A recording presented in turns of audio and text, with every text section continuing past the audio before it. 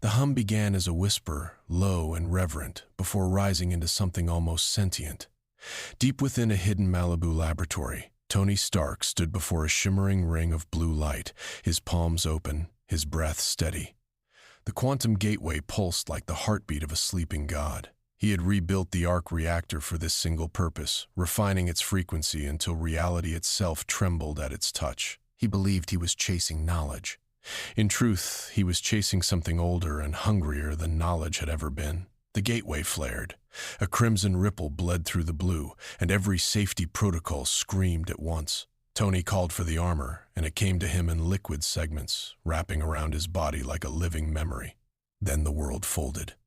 Light collapsed inward. Silence swallowed sound. For an instant, he existed in every possible universe at once, tasting lives he had never lived. When his senses returned, gravity slammed into him like a closing fist, and Manhattan rose to meet him. He crashed into an intersection of glass and asphalt, steam hissing from his shoulders. Sirens wailed. Cameras turned. Above him, 7 figures descended in choreographed formation, their smiles rehearsed, their capes catching the wind with theatrical precision. A gas tanker had been staged, its driver already unconscious, its explosion already scheduled. Tony saw the wires before he saw the people. He saw the marketing before he saw the mission. Instinct moved faster than thought. Repulsors flared. He lifted the tanker, redirected the blast into the sky, and pulled a screaming child from beneath a collapsing awning. He did it without a word, without a pose, without a glance at the cameras. Then he rose above the smoke and vanished between the towers, leaving behind a silence no press conference could fill. The blonde figure at the center of the 7 watched him go. His jaw tightened. His smile did not. By evening, the city could speak of nothing else. Anchors debated. Analysts speculated. Who was the armored stranger who refused endorsements, ignored interviews, and declined the sacred ritual of applause? He had saved lives and asked for nothing. In this world, that alone was heresy. Inside Vought Tower, Ashley Barrett paced across polished marble while data scrolled across every wall. Her scientists spoke in hushed, frightened tones. The metal alloy was impossible. The energy signature was impossible. The propulsion system violated 3 laws of physics they were quite fond of. Whatever this man was, he had not been made in a Vought laboratory, and that was the deepest wound of all. Homelander stood at the window, arms folded, staring at a skyline that had, until this morning, belonged entirely to him. He watched the footage a second time, then a third. He did not blink. He was not accustomed to a hero who did not wave. He was not accustomed to a story he had not written. Tony moved through the underbelly of the city like a ghost cataloging a graveyard. He salvaged parts from junkyards, scavenged servers from abandoned buildings, and built a hidden workshop beneath the ruins of an old subway line. His companion intelligence woke slowly, adapting to a network that felt poisoned at its roots. Every headline told the same lie in a different costume. Every rescue had a rehearsal. Every tragedy had a marketing team. He thought of his own world, of friends who had bled beside him, of the fragile council that had once held the powerful to account. Here, there was no council, no shield, no answer. Only a corporation and the smiling giants it kept on leashes made of contracts and lies. For the first time since the gateway had opened, Tony felt something colder than fear. He felt clarity. Above the city, in a penthouse washed in artificial dawn, Homelander watched the footage a 4th time. His fingers tightened against the glass until it cracked in a slow, quiet web. For the first time in years, the strongest being on Earth felt threatened. The workshop breathed in blue light. Screens layered across the concrete walls, each one a window into a rotting empire. Tony worked through the night without pause, without hunger, without mercy for himself. Line by line, he peeled Vought open. Behind every polished commercial there was a spreadsheet. Behind every spreadsheet there was a grave. Compound V was the first wound he uncovered, and it did not stop bleeding. He found records of infants injected in secret, of parents paid to sign away their children, of experiments buried beneath philanthropic foundations with pleasant, forgettable names. He found footage no one was ever meant to see, and he forced himself to watch every second of it. He owed the dead that much. He had believed his own world corrupt. He had built weapons that had ended up in the wrong hands. He had spent years trying to unmake the sins of his ambition. But this was different. This was engineered rot, planted and cultivated for profit, dressed in patriotic colors and sold to children in cereal aisles. While Tony descended into Vought's archives, another set of eyes had turned toward him. In a dim safe house across the river, Billy Butcher studied grainy footage of the armored stranger with the patience of a butcher studying meat. He did not believe in heroes. He had never met one that did not eventually reveal a bill. Huey Campbell hovered behind him, uncertain, half-hopeful. Mother's Milk kept a steady watch on the door. Frenchie tuned a scanner while Kimiko sat quietly, her eyes tracking every shadow. They had prepared for another soup. They had prepared for another enemy. They were not prepared for what they found. Their surveillance detected no compound V in Tony's blood, no corporate handler, no sponsorship trail. Instead, they detected something far stranger. Vought's own servers were bleeding data, and the leaks pointed back to the man in the armor. The meeting took place beneath a rusted overpass, where the city forgot to listen. Tony arrived without escort, without weapon drawn. The faceplate raised to reveal a face too calm for a man who should have been afraid. Butcher walked toward him with a shotgun resting easily across his shoulder, his grin sharp enough to cut glass. They circled one another like old wolves. Butcher spoke of the world as it was. Tony spoke of the world as it could be. Butcher laughed at him. Tony did not flinch. They disagreed on almost everything, and yet, for one long moment beneath that overpass, they agreed on the only thing that mattered. Vought had to fall. The alliance was not friendship. It was a shared blade, held from opposite ends. Butcher trusted no billionaire, and Tony had lived long enough to recognize the shape of a man who no longer feared his own darkness. Huey, however, saw something else in the armored stranger. He saw a man who had once been reckless and had learned, painfully, how to be responsible. Huey had been searching for that kind of hero without knowing it. Kimiko studied Tony with silent intensity, and something in her softened when he spoke to her as an equal rather than a weapon. Frenchie, ever the philosopher of ruin, offered him wine from a chipped cup and welcomed him to the family of the damned. That night, in the belly of Vought Tower, Homelander sat alone in a room lined with mirrors. He had watched the armored stranger 100 times now, and each viewing carved a fresh line of obsession into his mind. He could not sleep. He could not eat. He could barely tolerate the sound of Ashley's voice as she outlined containment strategies and offensives. He did not want containment. He wanted confrontation. He wanted the man inside the armor to look up at him and understand, at last, who owned the sky. In his workshop, Tony finalized a new schematic and allowed himself a thin, weary smile. He knew what was coming. The strongest man in this world was about to make the oldest mistake in Tony's world. He was about to attack in the open. The morning began ordinary. Coffee steamed on street corners. Buses coughed and lurched. Somewhere, a saxophonist played badly for tourists. Then the sky opened, and ordinary ended forever. Homelander descended slowly, deliberately, allowing the cameras to find him. He wanted an audience. He wanted a spectacle. He wanted the whole world to watch him tear the armored heretic apart. He hovered above Fifth Avenue and called Tony's name, though he did not yet know it. He called him coward. He called him fraud. He called him nothing, which was the worst insult in Homelander's small and hungry vocabulary. Tony answered from 3 blocks away, streaking above the rooftops in a plate of silver and red that hummed with quiet certainty. He did not shout. He did not pose. He simply arrived, and the world held its breath. The first blow came without warning. Homelander struck him at the speed of thought, and the impact shattered a bank facade behind them. Tony's armor absorbed the force, redistributed it, and answered with a repulsor blast that sent the demigod tumbling backward through a billboard advertising his own smile. What followed was not a fight. It was a lesson. Every attack Homelander launched, the armor adapted to. Heat vision met refractive shielding. Sonic screams met counter frequencies. Fists faster than sound met nanotech that flowed like water and hardened like judgment. Tony did not try to overpower him. He did not try to humiliate him. He simply refused to lose, and in a world that had never told Homelander no, refusal was a wound deeper than any blade. Homelander's rage grew visible. His movements became sloppy. His taunts curdled into snarls. Millions watched, live, unfiltered, as the smiling icon of American virtue devolved into something feral. He tore the roof off a hospital and threatened to drop it. Tony caught it in midair, set it down gently, and turned back toward his opponent with a patience that felt almost paternal. The battle carved scars across the city. Cars burned. Windows fell like glass rain. But Tony's drones herded civilians away, sealed off streets, evacuated buildings before Homelander could turn them into leverage.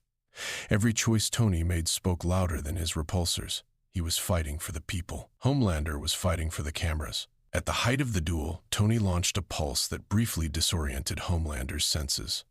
In that suspended moment, Tony did not strike a killing blow. He did not gloat. He simply hovered before the stunned demigod and spoke, quietly, so that only the microphones on the news drones could catch it. He told Homelander that strength without restraint was not power, it was noise. And noise, in the end, always faded. Homelander recovered with a scream that cracked the windows for 6 blocks. He came at Tony with everything he had, and everything he had was terrifying. But Tony had already seen the pattern. He had already predicted the arc of the swing, the angle of the eyes, the tremor of the jaw. He redirected the blow, spun with it, and used Homelander's own momentum to hurl him through the empty shell of a construction site. Neither of them won that day, but neither of them needed to. The world had already seen enough. Newsrooms scrambled, editors argued, but the footage was too vast, too public, too raw to bury. Homelander had shown his true face on every screen in every country, and no amount of Vought spin could paint it back into a smile. Talk shows that had spent years worshiping him began, cautiously, to question him. Politicians who had spent decades feeding from Vaught's hand began, quietly, to wash it. In the safe house across the river, Butcher watched the footage in stunned silence. For the first time in his long, bitter war, someone had stood against Homelander in the open and walked away. He did not smile. He did not cheer. He simply lit a cigarette with hands that would not stop shaking. Tony returned to his workshop that night with the armor scorched and dented, but his eyes clear. He knew what he had done. He had not defeated Homelander. He had exposed him. And exposure, for a creature built on worship, was a slower and more certain death than any weapon. He began drafting the next armor before he removed the current one. This one would not be built for defense. This one would be built for finality. The new armor grew in the dark like something patient and inevitable. Tony did not sleep as he built it. He barely ate. Each plate was engineered with a single purpose in mind. Each servo, each circuit, each hidden weapon was tuned to the frequency of one man's heartbeat. He called it, privately, the Sentinel. He never spoke the name aloud. Names had a way of finding the ears of enemies. Vought responded to the duel the only way it knew how. It lied. It lied loudly and expensively. Overnight, every screen in the country was flooded with a new narrative. The armored stranger was no longer a mysterious hero. He was an alien invader, a terrorist, a rogue agent of a foreign power. His face, unseen and unknown, was replaced by silhouettes drawn to look sinister, his voice replaced by ominous music, his silence reframed as guilt. For a moment the lie held. It always did, at first. But cracks had already formed in the porcelain, and Tony was not the only one working to widen them. Butcher and the boys distributed the classified files Tony had pulled from Vaught's servers.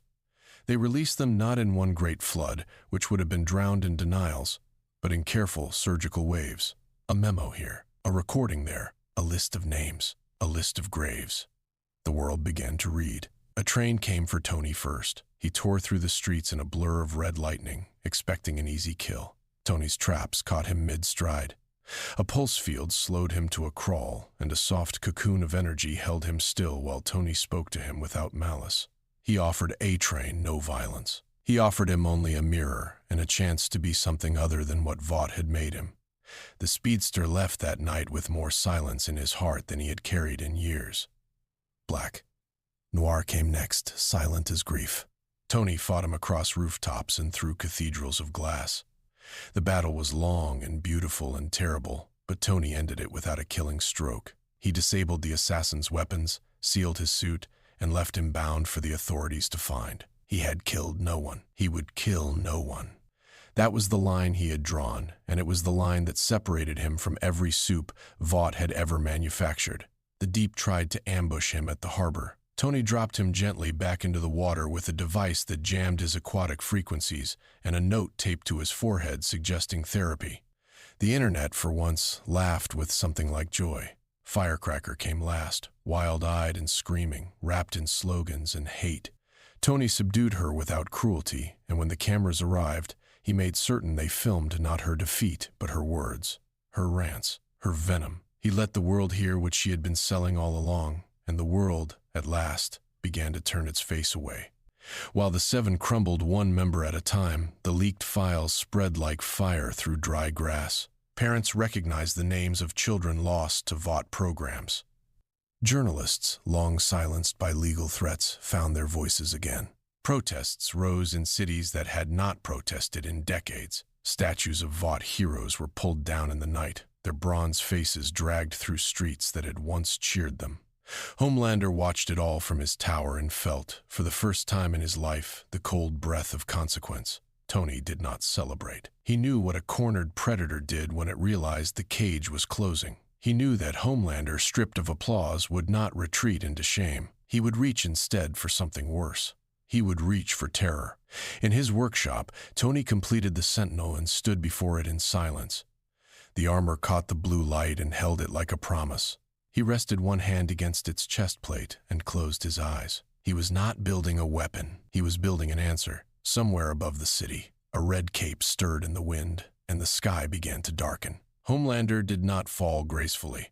He fell like an empire, taking everything he could reach with him. It began with a speech. He stood atop Vought Tower in the pale gold of a dying afternoon and spoke to the world without a script. His voice was calm, almost tender, and that made it worse. He told humanity that he had loved them once.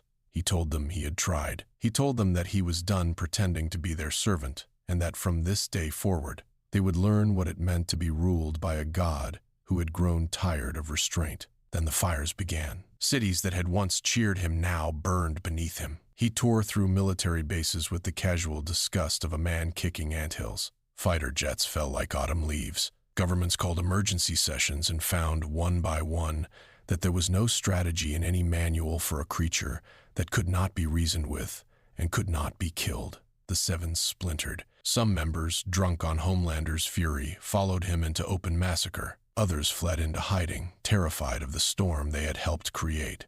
A quiet few, their consciences finally louder than their contracts, reached out to Tony through the boys and offered what little help they could. Starlight was the first among them, and her light, once used to sell breakfast cereal, became a beacon that guided refugees through the smoke. Tony stood at the center of the chaos and faced the hardest choice of his life.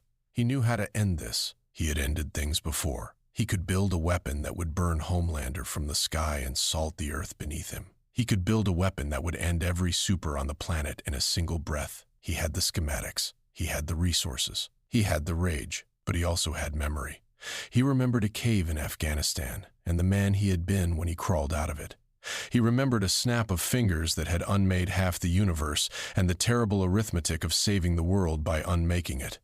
He remembered every friend he had lost to the seductive logic that the only way to protect people was to make them weaker. He chose differently. He did not build a bigger bomb. He built armor for the ordinary.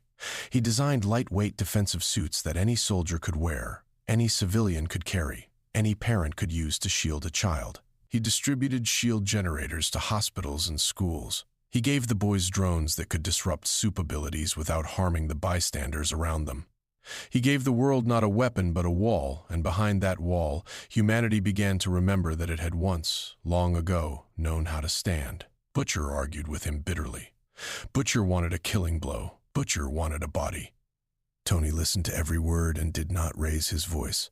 He simply told Butcher that if they won this war the way Vought would have fought it, they would only be trading one tyrant for another. Butcher spat on the ground and walked away, but he did not sabotage the plan. That, from Butcher, was almost a blessing. Huey became something new in those days. He stopped flinching. He stopped apologizing. He carried Tony's designs into shelters and command posts and hospitals, and he spoke to frightened people in a voice that no longer trembled. He had learned, at last, that courage was not the absence of fear. It was the refusal to let fear speak for you. Kimiko fought beside Tony in the streets, silent and radiant. Frenchie coordinated networks of resistance across 3 continents. Mother's Milk organized evacuations that saved hundreds of thousands of lives. Starlight rallied the wavering soups toward the light they had almost forgotten. And Tony, above all of them, prepared for the final storm. He knew Homelander would come for him personally. He knew the sky itself would soon be a battlefield. He was ready. The final battle did not begin with a challenge. It began with a silence. The clouds above New York gathered in strange, deliberate spirals. The wind stopped. Birds abandoned the rooftops. Even the traffic, that ancient heartbeat of the city, seemed to hesitate. And then, from the highest point in the sky, Homelander descended like a falling star, wrapped in a cape that no longer looked patriotic. It looked like a shroud. Tony rose to meet him in the Sentinel. They hung in the air above the city for a long, silent moment. Two impossible beings suspended between civilization and catastrophe. Below them, the streets were empty. Butcher and the boys had led the evacuations. Starlight and the defectors had shielded the hospitals. Tony's drones formed a lattice of golden light across the skyline, ready to catch anything that fell. Homelander spoke first. He tried to bait, tried to taunt, tried to reach into Tony's mind with the practiced cruelty of a man who had spent his life breaking others. Tony did not answer. He had said everything he needed to say, the moment he chose to build the armor around him instead of the weapon inside it. The duel began. Homelander came at him with the full force of his unrestrained power. Heat vision carved through steel. Fists moved faster than sight. His scream shattered every window for a mile. But Tony was no longer fighting alone. The Sentinel was linked to a swarm of drones that danced around him in patterns Homelander could not predict. Satellites, hijacked and repurposed, watched from above and fed Tony every micro-tremor in Homelander's muscles, every shift in his heartbeat, every twitch in his eyes. Homelander was strength, Tony was strategy. And in the sky above New York, strategy began, slowly, to win. Every blow Homelander threw, Tony redirected. Every angle Homelander took, Tony had already blocked. When Homelander tried to flee upward, Tony's drones herded him back. When Homelander tried to threaten the city below, Tony's shields caught the debris midair. He was denied every tool of terror he had ever used. He was denied his hostages. He was denied his cameras. He was denied his crown. Butcher, on the ground, coordinated the strike teams that pinned down Homelander's remaining loyalists. Huey ran comms with a steadiness that would have astonished the trembling boy he had once been. Kimiko cleared the last of the rooftops. Frenchie deployed the specialized dampeners Tony had built, weaving a net of frequencies through the sky that slowly, subtly, began to weaken Homelander's connection to his own strength. Homelander felt it. He did not understand it, but he felt it. His blows slowed. His breath came harder. His invulnerability began to feel, for the first time in his life, like a costume he might one day be forced to remove. He raged. He wept. He begged, though he would never admit it later. He offered Tony the world. He offered him worship. He offered him partnership and empire and every treasure his broken mind could imagine. Tony refused all of it. The final blow was not a punch. It was a pulse, a precisely calibrated wave that Tony had built specifically for the fragile, undocumented weakness in Homelander's cellular structure that Vought had hidden even from itself. It did not kill him. It stripped him. It took his flight. It took his strength. It took his invulnerability. It took, one by one, every gift Compound V had ever given him. Homelander fell. He landed on his knees in the middle of Times Square, surrounded by the very cameras he had once commanded. He tried to stand. He could not. He tried to speak. His voice was hoarse and small. The world watched, breathless, as the god who had ruled it for a generation was reduced, at last, to a trembling man in a red, white, and blue costume that no longer fit. Tony landed before him. The Sentinel opened, and Tony stepped out, unarmored, unguarded, unafraid. He looked at Homelander not with hatred but with something almost like pity. He did not kill him. He did not gloat. He simply turned to the cameras and told the world, quietly, that this was what a bully looked like without an audience. Homelander wept. No one comforted him. That, in the end, was his true sentence. The morning after was strange in its quiet. The sky above New York was empty of capes. The screens across the city no longer flickered with corporate slogans. The billboards had been stripped of smiling faces, and in their place, the sun rose over a skyline that finally belonged to the people beneath it again. Vought International did not survive the week. Its stock collapsed. Its executives were arrested one by one, dragged from private jets and country estates in handcuffs that fit them better than any suit ever had. Ashley Barrett resigned live on air, weeping in a language that sounded almost like honesty. The tower itself was seized by federal authorities and later converted into a public archive, its glass halls filled with the names of every child Compound V had stolen.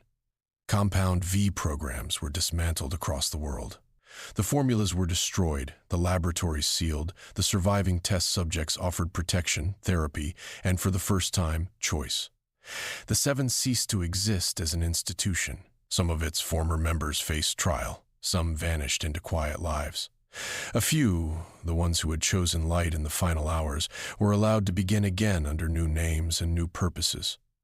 Governments across the globe met in emergency sessions and drafted, together, the first international framework for the oversight of enhanced individuals. It was imperfect. It was clumsy. It was written in the blood of a burned generation. But it was written, and that alone was a miracle. Butcher stood at a window in the safe house and watched the sun rise over a city that no longer needed him to fight. For the first time in longer than he could remember, he set his shotgun down and did not pick it up again that morning. He did not smile. He did not weep. He simply breathed slowly and allowed himself, for one brief and unfamiliar moment, to believe that heroes could exist without a price tag. Huey stood beside Starlight in the ruins of Vought Tower and chose, at last, hope over vengeance. He had spent so long defining himself by what he had lost that he had almost forgotten how to build anything. Now, with her hand in his, he began. Kimiko spoke her first word aloud in years. It was small and quiet, and heard only by Frenchie, who wept as though he had been waiting his whole life to hear it. Mother's Milk went home to his daughter and did not leave her side for a very long time. Tony worked alone in the ruins of his hidden workshop, rebuilding the quantum gateway. His fingers moved with the tired grace of a man who had done impossible things and was now ready to rest. He had promised himself he would go home. He had a world of his own that needed him. He had friends who did not yet know he had been gone. But before he left, he gave this world a parting gift. He gave them clean arc reactor technology, blueprints that would end their dependence on the industries that had once fed Vought's empire. He gave them designs for medical drones, water purifiers, agricultural systems, education networks. He gave them tools built not to wage war but to rebuild what war had broken. He handed the schematics to a coalition of scientists, teachers, and community leaders, and asked only that they never be sold behind a corporate wall again. On his last night in this world, Butcher found him at the gateway. The portal shimmered blue against the dark, and the wind carried the distant sound of a city learning, slowly, how to breathe again. Butcher asked him, in a voice more curious than cynical, why he had helped a world that was not his own. Tony smiled, tired and human. Because every world deserves at least one hero who does not need applause.